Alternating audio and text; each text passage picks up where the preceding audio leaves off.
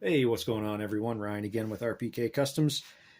I just want to make this quick video to show off something that I just finished up. This was a personal project for myself. This is a static hero by Dave P.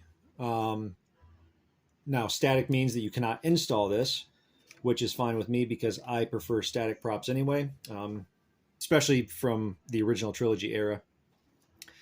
But I wanted to make this function to some degree. I wanted to put a blinking green LED in the control box. I've been wanting to do that for a while now.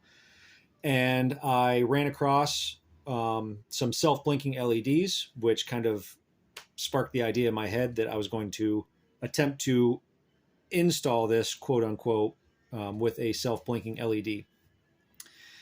Now, this is a solid saber, so there is no room on the inside for anything. But the control box is hollowed out.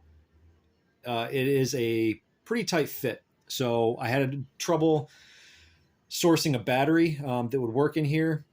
These self-blinking LEDs run on 3 volts. I think their operating voltage is between 3 and 3.2 volts.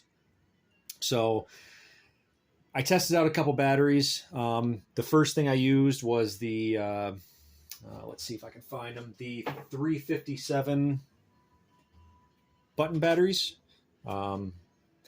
These guys right here, just a standard button battery. These are 1.5 volts each, and I had 2 of them soldered together. The problem was that those were too big. I could not fit both of them in the box. So I scrapped that idea and I found a different button battery that is let's see if I can find the pack, was a 1216 battery, and this is a 3-volt battery.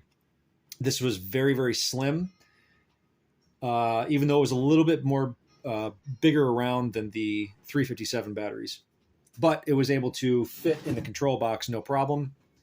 So I soldered some wires on it, and I got her all hooked up. I also had to order some very small switches. I just got those off Amazon. Those are pretty easy to source. So this is a reveal. I have the reveal board in there.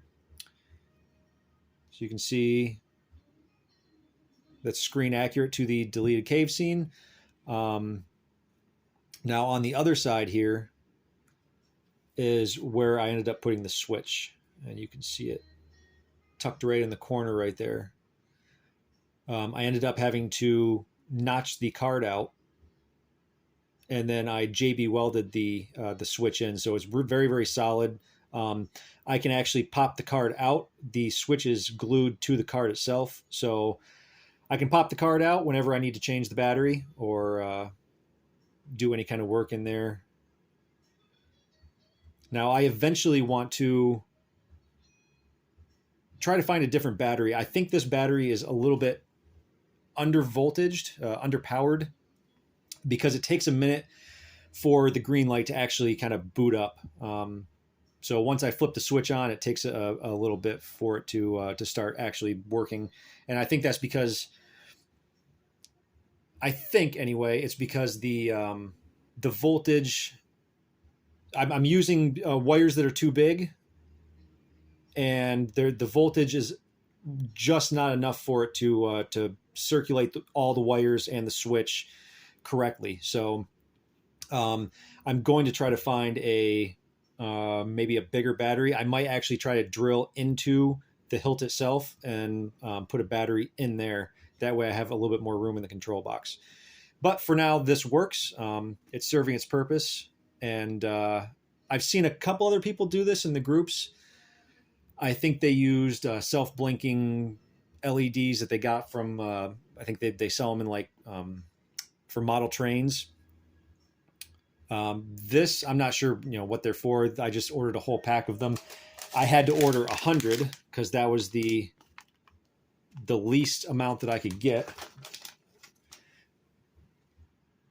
But I will fire it up. And this actually gives me an excuse to use this handy dandy little tool that I got from WannaWanga. So I just push the card forward.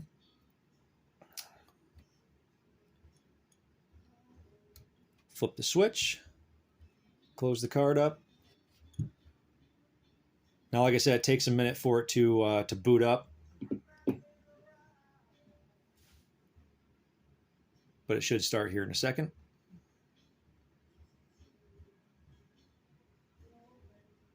Maybe.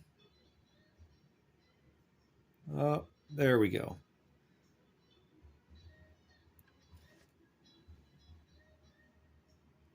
So once it starts, it works pretty good.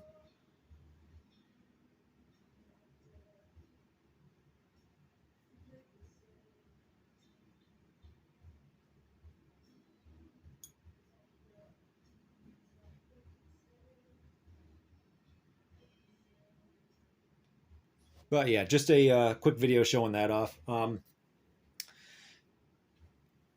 I'm sure there's somebody out there that knows a hell of a lot more about electronics than I do. So if you know why it's taking so long for this LED to boot up, just let me know in the comment section. When I hook the LED directly to the battery, it works flawlessly. It's only when I hook it to wires and the switch is when it kind of has a lag and doesn't want to start working. But once it works, it continues to work pretty good. It's pretty bright, and this is just a 3mm LED, I think. Yeah, 3mm. Here's all the details of it. If anybody is interested and wants a couple of these self-blinking LEDs, let me know. The switches I bought, I also had to buy 100 of. So I have 100, well, now 99 self-blinking LEDs and 99 switches. And I also have some resistors for these that came with the LEDs, and those are to hook up the LEDs if you're using more than 6, I think it's 6 volts. I think it's between 6 and 12 volts. If you're using 6 to 12 volts, you can hook up a resistor to it. So if anybody is interested and wants some of these LEDs for a build, just shoot me a message. I have a lot more than I need. But yeah, I think that'll about do it for this video. Thanks for watching, guys. May the force be with you.